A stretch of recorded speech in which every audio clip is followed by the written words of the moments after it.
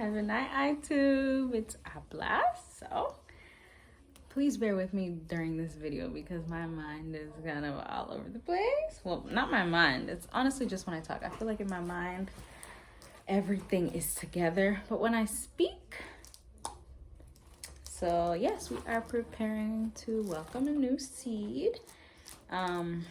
Just preparing for that, and I wanted to make this video because I haven't made a video in so long, even though I've wanted to. But like I said, I feel like when I speak, it's hard to follow sometimes, and I don't want to put that out there, but I'm putting it out there today.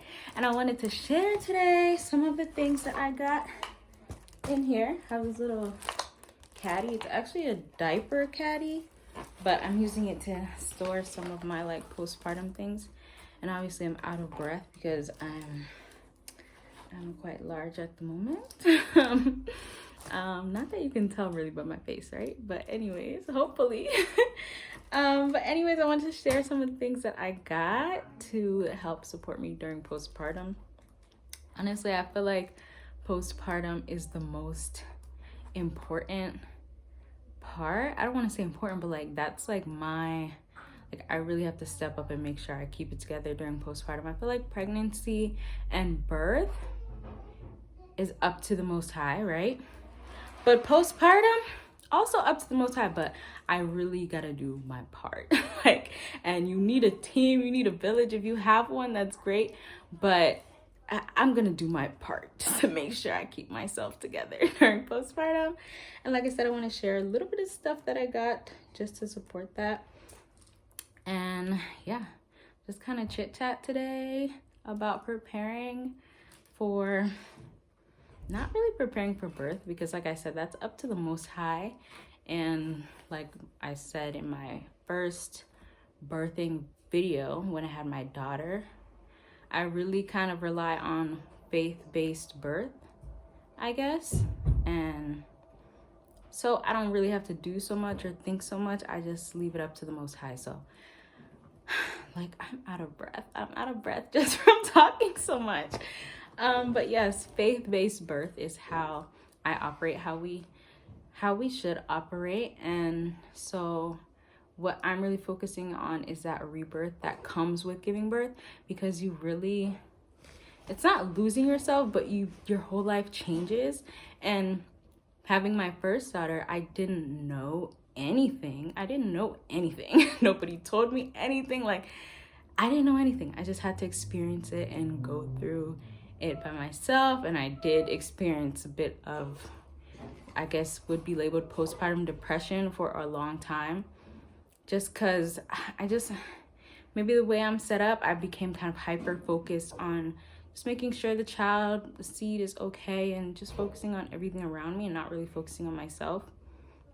So I let my mind go in a way, not really let my mind wander, but my mind was pretty blank. I kind of went into this instinctual mode, which is great when you have a newborn, because the newborn is just operating based off of instinct. So then when the mother is operating based off of instinct, it goes great. I had a great experience with my daughter, a great newborn experience. I didn't have any challenges really with her. The challenge was really with that rebirth. My challenge wasn't with the birth and taking care of a newborn, but that challenge comes with the rebirth of yourself. And throughout this pregnancy, I've been really just thinking about my daughter and how she's going to adjust. She's over here painting and she's so happy because she has a glue stick. What was I saying? Oh, just thinking about how our relationship life dynamic would change and things like that. But I think she will adjust really well. She really likes speaking to our new seed. And I think things will be great, but it's all in my head. It's like me thinking, oh my God, our whole life's gonna change. Like I said, with my first, I had no idea about anything. And so now that I know, I'm a little bit anxious about the rebirth, but I mean, I have faith and everything's gonna be fine. I mean, you just have to keep moving forward. I guess that's how my mind works. You have to keep moving forward. there's no turning back. Like, just keep moving forward and be present. That's a big thing. I have to be present.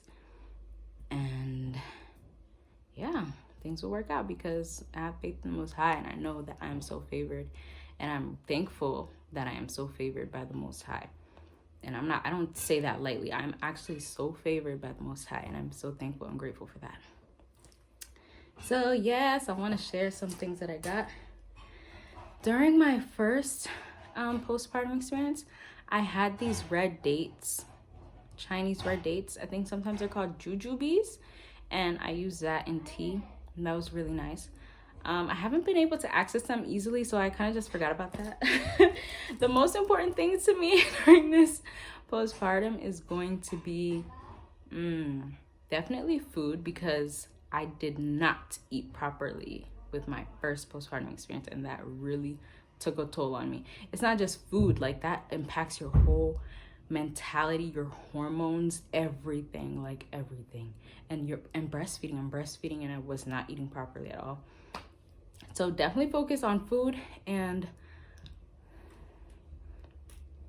food. Yeah, food.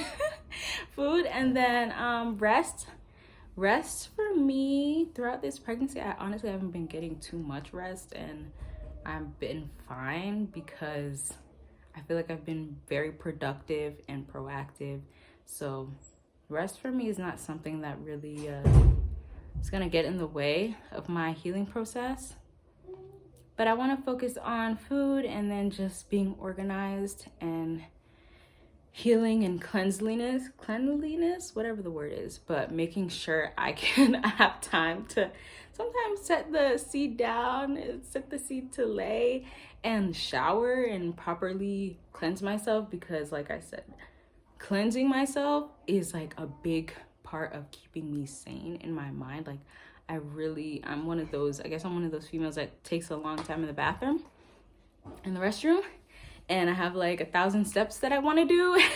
Even just to brush my teeth, I probably do like 10 things to my teeth, and use clove and baking soda and floss twice and do all types of things, just because it's I don't know, I just really like cleansing and things like that.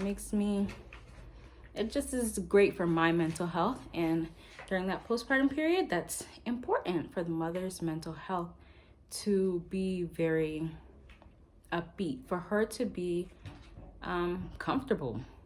I know being uncomfortable promotes growth. I was very uncomfortable with my first postpartum experience, and that promoted a lot of growth. Even though it came with some darkness, that darkness promoted growth, which is great.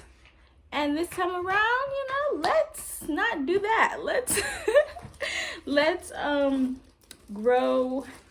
I think the seed already went through the darkness. So not the seed that I'm carrying. I mean, like when you plant a seed of growth in my mind per se. So that experience that I went through was me growing through the dirt.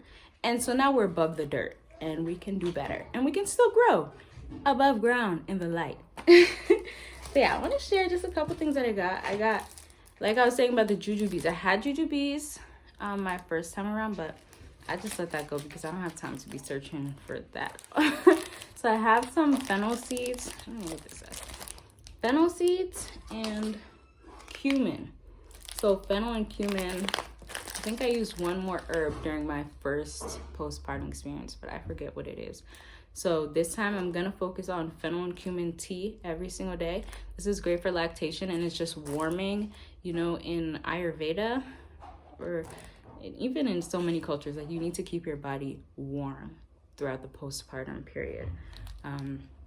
Great for lactation, and also these are warming herbs. So I'm gonna drink this every single day and just focus on this, instead of trying to have like 10 different types of teas that I can't keep up with. So I'm just gonna make this every single rising and put it into my flask that's gonna keep it heated.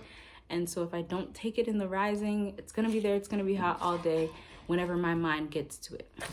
So yeah, I'm gonna rely on these two, warming and great for lactation. And then, what else do I have in here? Gigi. Okay, let's see what I have in here. I have this Healing Colloidal Silver Spray. I know a lot of people use Dermoplast healing spray. I haven't been able to find that, but I do have this healing spray with colloidal silver. So I want to use that, try that. It's not cooling, but it's a healing spray. I also have this Yoni Balm. I got these things months ago, so I'm really just looking through it as well.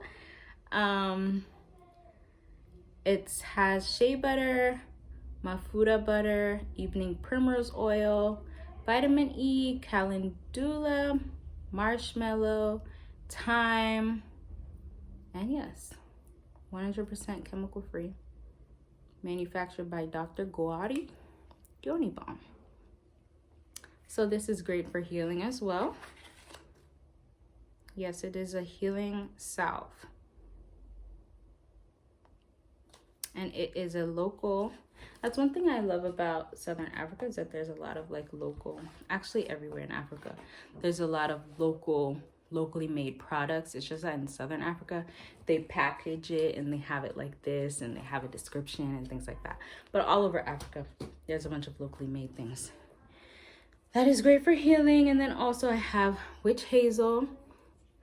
So I'm gonna use this witch hazel combined with tea tree oil and lavender oil to make kind of like another yoni spray. And yeah, witch hazel is great. I love witch hazel. I used to use witch hazel for everything when it was more easily accessible to me, but I'm glad I have it now. I have witch hazel, lavender, tea tree, put that together into a spray bottle. I'm gonna use that. And then obviously, yeah, I got this big thing of coconut oil. This is actually for baby as well, not just for me, but this big thing of coconut oil, which I can also mix with essential oils. I got these post-birth reshape pants with my first. I did not do any type of belly binding, and I come from originally from West Africa, so you know they do that heat on your stomach and your yoni area. They put a lot of heat and water press, and then they bind your belly immediately immediately after birth. But because I wasn't I'm not around my mother's culture, my mother, grandmother weren't around, and like I said, I didn't know what I was getting into with postpartum, so I didn't really do anything to bind my belly at all. I didn't do anything.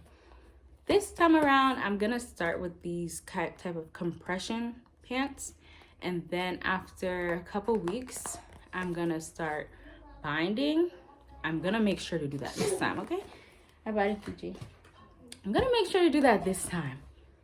That's all I'm gonna say. I'm gonna make sure to do it this time. So start with these and then do the binding. And I don't want to start with the binding because sometimes that can cause your uterus to fall out. I've read, and I don't, no thanks. None of that. So yeah, and then last but not least, that I have in here, I need to wrap my mind around everything else that I have or that I need to acquire within the next few strongs. I have this Calm, what is this? Transdermal magnesium. So magnesium, I know I need magnesium. I have my calcium and vitamin D. Magnesium, calcium, and vitamin D. Those three, those are your girls. They need to go together, be together, take them together. So I have transdermal magnesium. And then throughout pregnancy, I've already been taking vitamin D and calcium. I've already been taking vitamin D and calcium. So I'm going to continue taking that because creating a child in your body takes a lot of vitamin D and calcium. And then breastfeeding takes so much as well, which, like I said, my first experience around, I had no idea. We know about all these minerals and things like that, but I never really did research and put a name to things and got exactly what I needed to get. And that, again, affects your mental state, affects your hormones and chemical imbalance in the brain and all of that. And so this time around, I have my magnesium, which I'm going to be using this every night. This is natural as well. Coconut oil, mango seed butter, shea butter, magnesium oil, beeswax, cedar wood, and lavender. So I'm going to use that and magnesium is a common deficiency. So I'm gonna have my magnesium, calcium, and vitamin D on deck, along with my tea. I'm trying to keep it simple because if I try to do too much, I'm not gonna do anything. Along with my tea, and then of course, along with iron. I'm gonna continue taking iron. I take iron right now. Continue taking that. Continue making sure. Oh yes, I'm gonna get some electrolyte type of drinks to make sure I'm staying hydrated, and then also get beet juice to make sure I just replenish my blood. And yeah, just keep it warm, keep it lighthearted. I really want to make sure my daughter is well taken care of as well, because you know the newborn, like I said, relies on instincts. They just really need a mother's love and milk, and that's pretty much it. But my toddler, her mind is so much bigger, and I just want to protect her and not make her feel anything that's not very desirable to feel. Like I kind of felt, I was a whole 5 years old when my little sister was born, and I had a rough time because I thought I was that girl. I thought I was the only girl, and so I had a rough time. But my daughter even has a whole different personality than me, so that compared with me giving her enough attention and involving her in things like that, I'm very hopeful that everything will just go very smoothly in this transition and this rebirth. And I want to make more videos. I'm going to make more videos, if you guys don't mind me being out of breath and talking kind of all over the place and maybe talking in circles. But yeah, I want to make more videos, maybe showing some of the things that I got this time for baby that I didn't do first time around, and like what's necessary, what's not necessary. So yeah, I guess that's the end of this video. I hope everyone enjoyed, and yeah, guide I, heal I, grow I have I.